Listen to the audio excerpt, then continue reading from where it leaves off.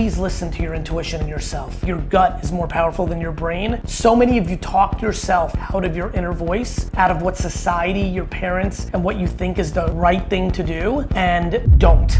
I'm telling you, don't. We do not understand intuition right now. One day we will. And I believe intuition might be the most underrated energy of the human spirit. And I believe in 100 years we'll understand how meaningful it is. When you execute on your intuition, you start to collect admiration. And admiration is a very nice feeling. You know, hey, if you get that gut feeling, you know, don't go around that corner, it's probably right. And 90% of the time it is right. How do you differentiate? And I would argue it's 100% right, because even if it's a mitigated disaster, you have no regret. Yeah. Whereas what's killing people, Kev, is they're walking around with regret because they didn't follow their intuition, and then they live life a little bit, and inevitably, because it's how it all works, they're faced with seeing that they made the wrong call to not jump. Right. It's kind of like love. A lot of people don't marry the love of their life or intuitively feel it because they over-rationalize it. They're gonna be a good provider, they're super attractive, they have a good family, whatever. There's 800 reasons why people marry someone that they know, like, deep down it's not. And like, that's, I think about it in relationships and I think about it professionally. I just don't think people follow intuition enough. Got it. Now, how do you differentiate intuition and fear? Because sometimes they feel like the same thing, but they're not, right? Like fear of the unknown. Yeah, no, I think it's a great question. I don't think, to your point, I don't think people are confusing them. I think fear is what's stopping people from following intuition. Damn, okay. That's a great way to put it. Yeah. It's fear that's the counter, and I believe that almost everybody would be jumping into their intuition if they were more fearless. Yeah. There's a VeeFriend called Fearless Pheley. Yeah. I'm telling you, I'm desperate to make her as popular as Minnie Mouse. Because if I do, I'm gonna help a lot of children create a different relationship with fear and can be a counterpoint to the fear that parents and the world instills in them. Fear is the fucking kryptonite to the Superman that is intuition. If you could say one thing to your childhood self, what would that be? I'm talking like 8 to 10 years old. Are you sure you want to be a Jets fan instead of a Giants fan? Because you're gonna miss out on 4 Super Bowls and it's gonna be a misery. It's funny, 8 to 10 is an interesting range. 8-year-old me and 10-year-old me were 2 different humans, let me explain. 10-year-old me is the year I realized school didn't matter for me, and I actually believed it, and I would argue that one of the reasons I'm a unique person, and I believe I'm unique, and I don't say that in a good or bad way, to be frank, it's because I don't think that is a very common thing to happen in 1985. That a 10-year-old just wakes up, which is what happened to me, and said, uh-oh, school means nothing to me. And I can't even comprehend why. This is what makes me believe in like prior lives and like psychic, like I lived it and I kind of half believe it. So if I was talking to 10-year-old me, I'd be like, I'm like, follow your intuition. You're very self-aware, you little guy, and you really are way too wise for your years, and stay close to your mom like you were doing, keep extracting, and then, fuck man, I would really tell my 10-year-old self, like, you're about to really enjoy this, enjoy it. My 8-year-old self, I was so young, like, you know, like, it would be a little different version of that because I hadn't gotten to that epiphany, and you know, I don't really know what I would say other than like probably similar stuff. But the 10-year-old me is a very interesting person. Like I really went from getting A's and B's to getting D's and F's by 4th grade. Like it was like a hard transition. Yeah. And I'm not so sold that it was just my epiphany. I would argue what probably started happening was school was getting harder for me because now I've come in my older age to understand I had some reading comprehension issues. And so I don't think it was like I woke up at 10 and said, oh, school doesn't matter. I think I was reacting to school starting to shift on me.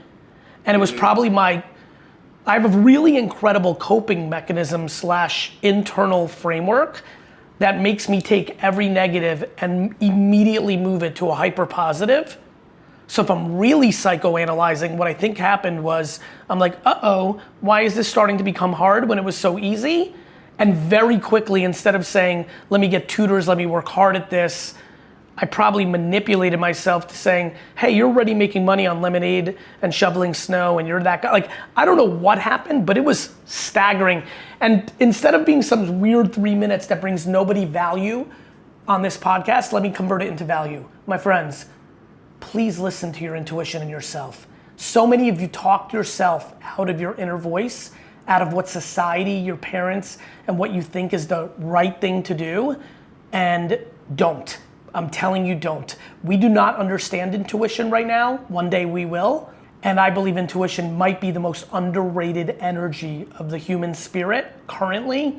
And I believe in 100 years we'll understand how meaningful it is. And I think your gut is more powerful than your brain.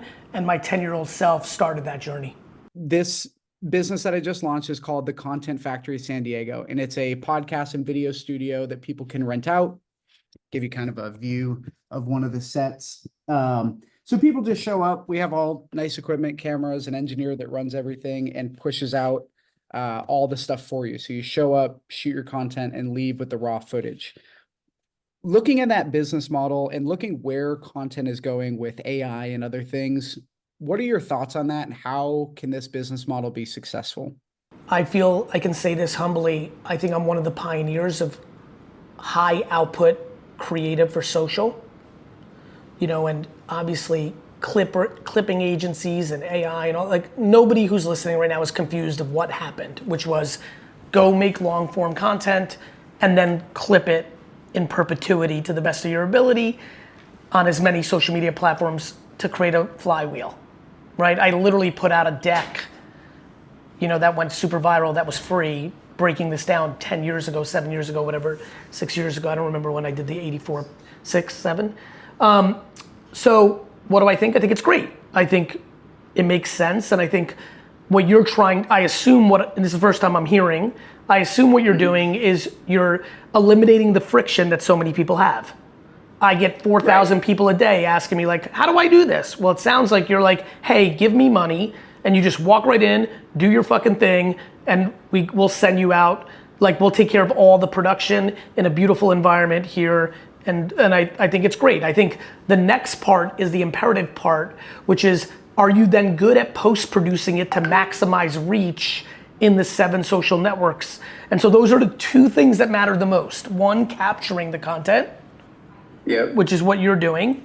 And then 2, the next evolution is be great at post-producing it to create organic reach in the channels that matter to maximize your exposure and brand building. Sure. So my thought behind it has always been that we want to focus on one thing, like one variable. I don't really want to get into the editing side of things. We just partnered with an editing agency. I think that's right, brother. I think, you know, to your point, I answered what everyone who's listening needs to do. Mm-hmm. I don't think that that's what you need to offer. Sure. You're more than welcome to offer it. You're more than welcome to do what I just heard you're doing, team up with somebody else to do it. If someone says, I don't want just part 1, I want part 2. But it is the parts of the current marketplace.